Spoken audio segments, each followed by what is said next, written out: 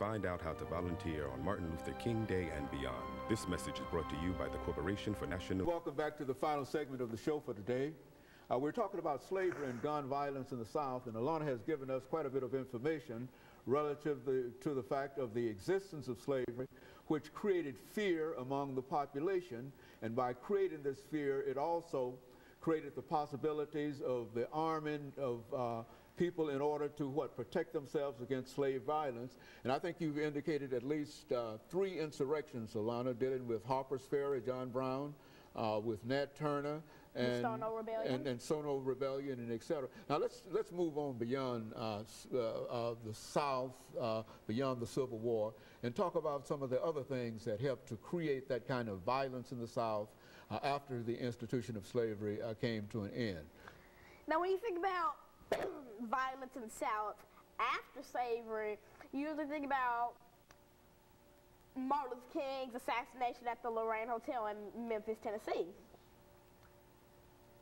And Malcolm, most people don't think of this, but I think of this sometimes when I hear about it. Malcolm X's father and how he was in a car crash with a Ku Klux Klan member and he was severed in half.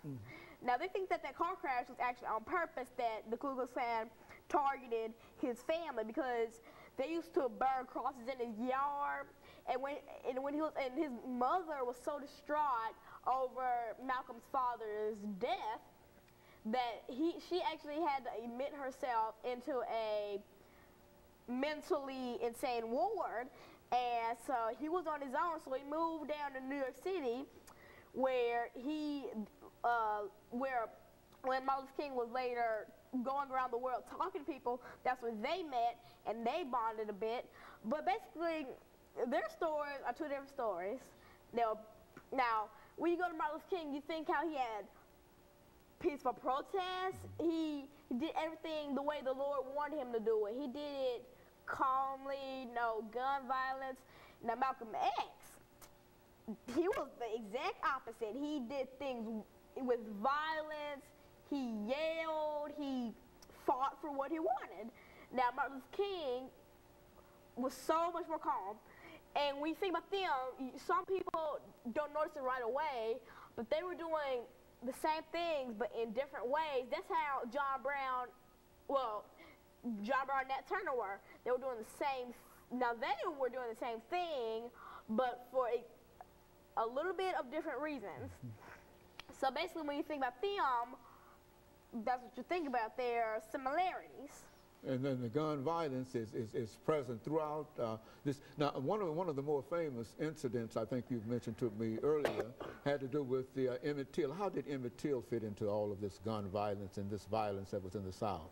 Well, Emmett Till was a young boy when he was kidnapped from his Mississippi home, where the Ku Klux Klan pistol whipped him, gouged out his eyes, completely did so much to him, all because he allegedly flirted to a white woman when she asked him to. So if he didn't do it, you could only imagine what would happen if he didn't do it. But when he does something that a white lady asked for, he gets murdered. What would happen if he didn't do what she asked for? And so, so Emmett Till, Martin Luther King, Malcolm X, all of this violence that persisted during the institution of slavery, all pointed to the fact that many people in the South felt that there was a need for weapons and a need for guns, and not only against slaves, but against other whites who might also be willing to overthrow slavery. And I think you mentioned 2 of them. Tell me about something about John Brown. I think you mentioned him quite prominently in dealing with this. Now, John Brown had a raid, the raid at Harper's Ferry, and he was basically a lot like Nat Turner, but there were 2 different times, different places.